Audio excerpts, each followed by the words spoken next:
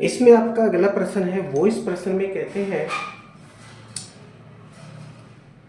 कि 4 ओम प्रतिरोध वाला एक तार बीच में से 180 अंश मोड़ दिया जाता है और दोनों अर्ध भागों को एक दूसरे के साथ मरोड़ दिया जाता है। अब इसका प्रतिरोध कितना हो जाएगा? तो देखो, 4 ओम का प्रतिरोध है हमारे पास में, एक प्रतिरोधक तार है, दे रखा है वैल्यू 4 ओम। अब देखिए तार को इस तरह से होगा, ये तार इस तरह से होगा, भाग इसका ए बी है और इसका जो प्रतिरोध है वो 4 ओम है, प्रतिरोध है 4 ओम। तो क्या कहते हैं, इसको 180 डिग्री घुमा दिया जाता है, मरोड़ दिया जाता है। उसके पश्चात पूछते हैं प्रतिरोध कितना हो जाएगा। 4 ओम का ये प्रतिरोध है। जैसे ही इसको 180 डिग्री घुमाएंगे, चाहे तो आप ऊपर से नीचे की ओर घुमा दीजिए, चाहे तो बीच से एक की ओर नीचे की तरफ करके या ऊपर को करके, जैसे आपकी मर्जी करे वैसे करके इसको घुमा सकते हैं। तो जैसे ही हम घुमाएंगे, अब देखो 4 ओम का प्रतिरोध है हमारे पास में, मैं क्या कर रहा हूं, मैं इसको जो बिंदु बी है, क्योंकि बीच में मान लीजिए यहां पर इसका कट पड़ेगा, तो मैं इसको ऊपर की तरफ को घुमाना शुरू करता हूं। तो जैसे ही मैं इसको ऊपर की तरफ को घुमाना शुरू करूंगा, तो ये जो भाग है हमारा, मान लीजिए बिंदु ओ है, ओ बी भाग फिर इस तरह से आ जाएगा। ओ बी भाग कैसे जाएगा? इस तरह से आ जाएगा, यानी जो बिंदु ओ है फिर ये बिंदु बी यहां पर आ जाएगा, कुछ इस तरह से। ठीक है, अब इस भाग का जो प्रतिरोध बनेगा कितना हो जाएगा? आर डैश इक्वल टू 4/2, 4/2, क्योंकि दो भाग हो जाएंगे हम इस तार के, 4/2, 2 से काटेंगे आ जाएगा 2 ओम, यानी प्रत्येक भाग का जो प्रतिरोध है वो 2 ओम हो जाएगा। अब दोनों भाग ओ ए तथा भाग ओ बी, तार के दोनों भाग अब इस समय समांतर क्रम में हो जाते हैं। तो समांतर क्रम का सूत्र होता है 1/r बराबर 1/r1, यानी 1/2 प्लस 1/2। आधा और आधा कितना हो गया? 1 हो गया, यानी r इक्वल टू 1 ओम। तुल्य प्रतिरोध कितना हो जाएगा? 1 ओम हो जाएगा। अगला प्रश्न है, वो इस प्रश्न में कहते हैं 4 ओम प्रतिरोध वाले एक तार को एक वृत्त के रूप में मोड़ दिया जाता है। देखिए 4 ओम वाला प्रतिरोध है हमारे पास में, तार है 4R। अब क्या है? 4R प्रतिरोध वाला एक तार है, उसको एक वृत्त के रूप में मोड़ा गया। वृत्त के व्यास के सिरों पर प्रभावी प्रतिरोध क्या होंगे? अब देखो यही एक तार है हमारे पास में, जैसा कि हमने इस प्रश्न में किया है वैसा ही हम इस प्रश्न में करने वाले हैं। 4R इसका रेजिस्टेंस है, ठीक है, प्रतिरोध तार का। तो उन्होंने क्या किया, इस तार को एक वृत्त के रूप में मोड़ दिया है। मान लो ये कोई वृत्त है, इस वृत्त के रूप में ये मोड़ दिया जाता है। इसका केंद्र बिंदु मान लीजिए O यहाँ पर बनता है, व्यास मान लीजिए बिंदु ए और बिंदु बी है। तो जैसे ही कोई भी तार हम वृत्त के सापेक्ष मोड़ेंगे, जैसे किया था हमने, तो भाग हमारा ए बी है वो 180 डिग्री दर्शा रहा है, यानी इसका जो ये वाला भाग हो जाएगा, ऊपर एंगल 180 डिग्री बनेगा, नीचे का जो एंगल है ये भी 180 डिग्री ही बनेगा। तो जैसे ही हम इस तार को इस वृत्त के रूप में मोड़ देंगे, तो जो पहला भाग है हमारा ए बी, उसका प्रतिरोध हो जाएगा, यानी दोनों भागों का जो प्रतिरोध बनेगा वो बनेगा r dash equal to 4r/2, क्योंकि आधा जो भाग है तार का जो आधा भाग है वो भाग ऊपर आ जाएगा, यानी भाग ए बी बन जाएगा, और नीचे का जो तार है भाग ए बी, ये दूसरा वाला भाग है इसका, ठीक है, कुछ इस तरह से। 2 से काटेंगे क्या आ जाएगा? 2, यानी प्रत्येक भाग का जो प्रतिरोध है वो 2R हो जाएगा। तार का जो भाग है ए बी, इसका प्रतिरोध भी 2R हो जाएगा, और नीचे वाला जो भाग है इसका प्रतिरोध भी 2R हो जाएगा। ठीक है, 2r ये हो जाएगा। अब हम देखते हैं, और हमसे पूछा भी यही है इन्होंने कि वृत्त के व्यास के सिरों पर प्रभावी प्रतिरोध क्या होगा। अब इसके कोई भी आप सिरे ले सकते हैं व्यास के, बिंदु ए मान लीजिए, बिंदु बी मान लीजिए, ये सिरे हो गए, या फिर बिंदु यहाँ मान लो, यहाँ मान लो, आपकी मर्जी, जहाँ भी आप चाहो वहाँ मान सकते हो। फिर क्या हो जाएगा, ये चित्र इन बिंदुओं के सापेक्ष घूम जाएगा।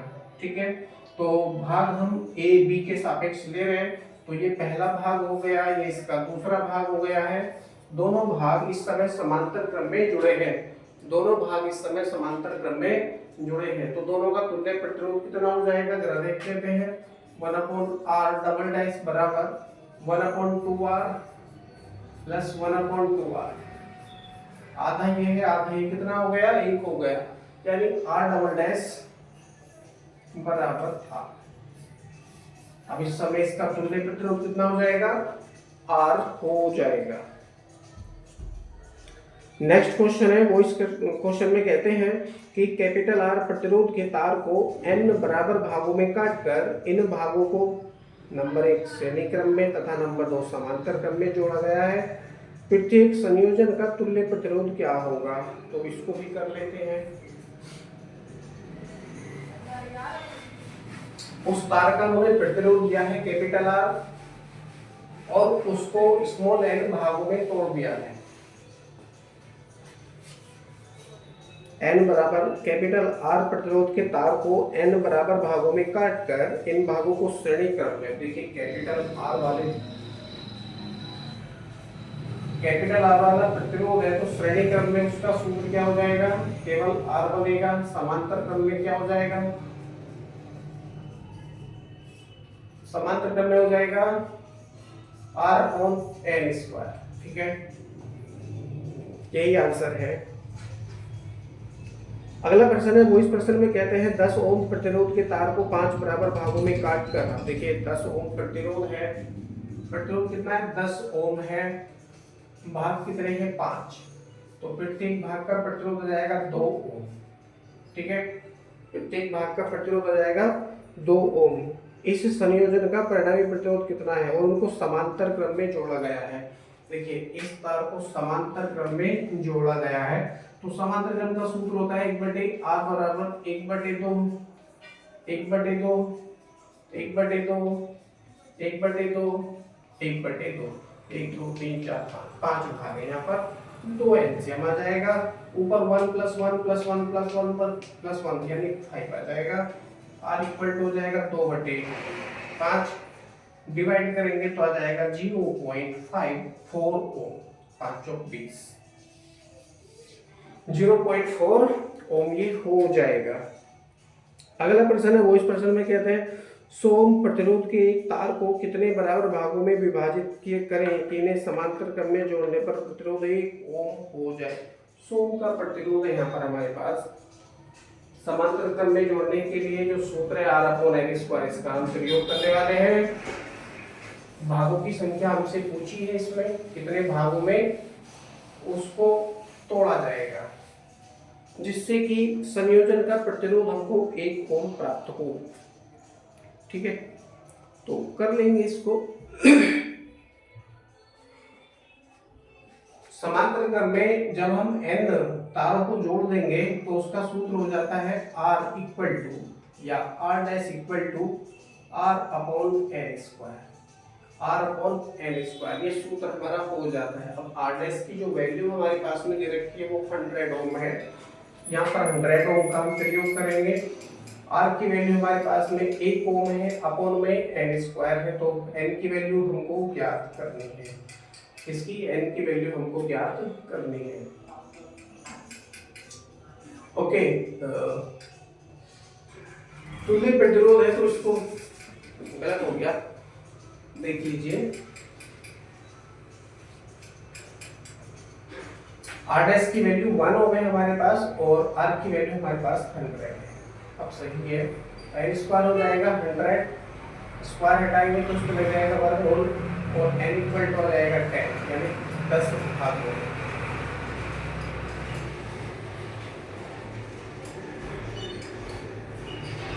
सोम वाले प्रतिरोध को यदि 10 भागों में काट कर उनको समांतर क्रम में जोड़ देंगे तो उनका तुल्य प्रतिरोध हो जाएगा 1 ओम।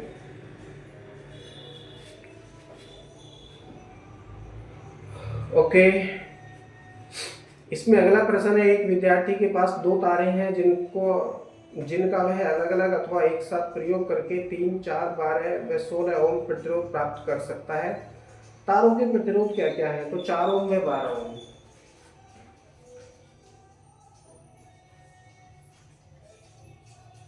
4 ओम व 12 ओम के प्रतिरोध हैं। तो इन प्रतिरोधों को एक साथ जोड़ के और अलग अलग जोड़ के भी हम ये प्रतिरोध प्राप्त कर सकते हैं, यानी 3 ओम, 4 ओम, 12 ओम व 16 ओम प्रतिरोध प्राप्त कर सकते हैं।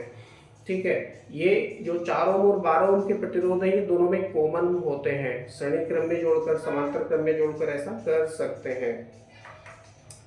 ठीक है जी, अगला प्रश्न है, इसमें वो कहते हैं 15 ओम तथा 30 ओम के दो प्रतिरोध परस्पर समांतर क्रम में जुड़े हैं, इनके श्रेणी क्रम में कितने ओम का प्रतिरोध जोड़ा जाए कि तुल्य प्रतिरोध 20 ओम हो जाए? तो कर लेते हैं इस क्वेश्चन को चित्र बना के।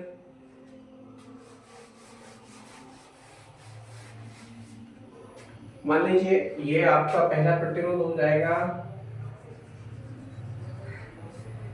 ये आपका दूसरा प्रतिरोध हो जाएगा।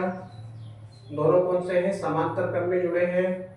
वो पूछते हैं इनके श्रेणी क्रम में, इन दोनों के श्रेणी क्रम में कितने ओम का प्रतिरोध जोड़े कि तुल्य प्रतिरोध कितना हो जाए?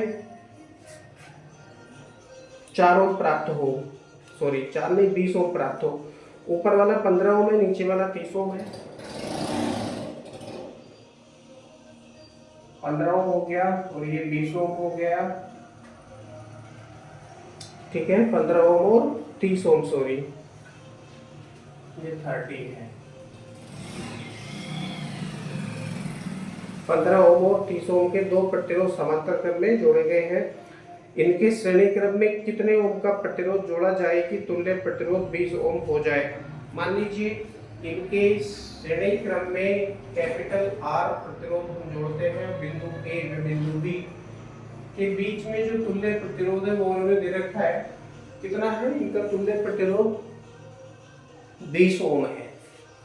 तुल्य प्रतिरोध कितना है इन दोनों के बीच में, बिंदु A व B के बीच में? 20 ओम का तुल्य प्रतिरोध है। तो करना शुरू कीजिए। 15 ओम और 30 ओम कौन से क्रम में है? समांतर क्रम में है। तो समांतर क्रम का सूत्र क्या होता है? 1/50 प्लस 1/30। एलसीएम करेंगे तो 30 आ जाएगा, यहाँ जाएगा 2, यहाँ जाएगा 1। ठीक है, पलट लीजिए तो 30/3 डिवाइड करेंगे तो कितना हो जाएगा? ये 10 ओम हो जाएगा। यानी इन दोनों प्रतिरोधों के स्थान पर हम अकेला 10 ओम का प्रतिरोध भी लगा सकते हैं। तो लगाइए। जब हम ऐसा करेंगे तो चित्र हमारा कुछ इस तरह से आ जाएगा, कुछ इस तरह से ये हो जाएगा। ये अब कितना बन गया? 10 ओम बन गया। अब जरा देखो, ये तुल्य प्रतिरोध 10 ओम और ये कैपिटल R ओम, ये कौन से क्रम में है? एक ही तार से जुड़े होने के कारण श्रेणी क्रम में आ जाते हैं। जब ये श्रेणी क्रम में आ जाते हैं और इन दोनों के बीच में तुल्य प्रतिरोध दे रखा है, इन्होंने 20 ओम का है, तो इसको हम लिख सकते हैं 10 प्लस R इक्वल टू 20। नहीं तो तुल्य प्रतिरोध का सूत्र होता है R equal to R1 plus R2, R equal to R1 plus R2। ठीक है, तो पक्षांतर करेंगे, R इक्वल टू क्या हो जाएगा? 20 माइनस 10, घटाएंगे तो प्राप्त होगा 10 ओम। इसका मतलब क्या हो गया कि यदि इस R के स्थान पर 10 ओम का तुल्य प्रतिरोध हमको प्रयोग करना होगा, जिसके कारण इसका तुल्य प्रतिरोध 20 ओम हो जाएगा। ठीक है, नेक्स्ट क्वेश्चन है, वो इस प्रश्न में कहते हैं कि 2 ओम, 3 ओम तथा 6 ओम के तीन प्रतिरोधों को किस प्रकार जोड़ें कि 4 ओम का तुल्य प्रतिरोध प्राप्त हो सके? 4 ओम का तुल्य प्रतिरोध प्राप्त हो सके। तो 2 ओम, 3 ओम और 6 ओम के प्रतिरोध हमारे पास में है। 3 और 6 को समांतर क्रम में जोड़ देंगे।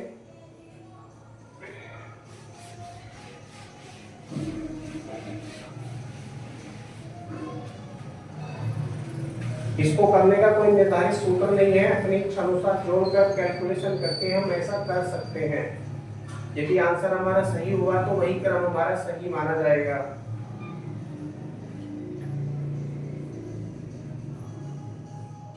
ये 3 ओम है, ये 6 ओम है और ये 2 ओम है।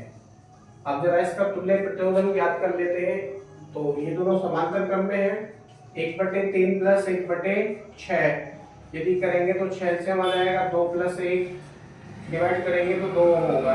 यानी इन दोनों के स्थान पर 2 ओम का प्रतिरोध हम प्राप्त कर सकते हैं। ठीक है, तो जब हम ऐसा करेंगे तो चित्र कुछ इस तरह से हो जाएगा, है ना। ये हो गया 2 ओम। अब 2 ओम कितने कौन से क्रम में, श्रेणी में। इसका सूत्र हो जाएगा 2 + 2 यानी 4 ओम। ये हो जाएगा। और हमसे यही पूछा था इन्होंने कि 2 ओम, 3 ओम तथा 6 ओम के 3 प्रतिरोधों को किस प्रकार जोड़ें कि 4 ओम का तुल्य प्रतिरोध प्राप्त हो सके। तो लिखेंगे प्रतिरोध 3 ओम व 6 ओम को समांतर क्रम में जोड़ेंगे, समांतर क्रम में जोड़ेंगे तथा 2 ओम को इनके श्रेणी क्रम में जोड़कर तुल्य प्रतिरोध कितना, 4 ओम प्राप्त होगा। ठीक है, ये इसका आंसर है। ठीक, अगला प्रश्न है, वो इस प्रश्न में कहते हैं कि 3 बल्ब है हमारे पास में, 40 वाट 110 वोल्ट, 40 वाट 110 वोल्ट तथा 80 वाट 110 वोल्ट के हैं। परस्पर किस प्रकार जोड़ें कि 220 वोल्ट की सप्लाई से जलाने पर उसमें सामान्य दीप्ति हो। अब देखिए, इनका हमारे पास में प्रतिरोध नहीं है, तो प्रतिरोध इनका ज्ञात कर लेंगे। वोल्टेज बिल्कुल बराबर है, इसको हम अगले वीडियो में करने का प्रयास करते हैं।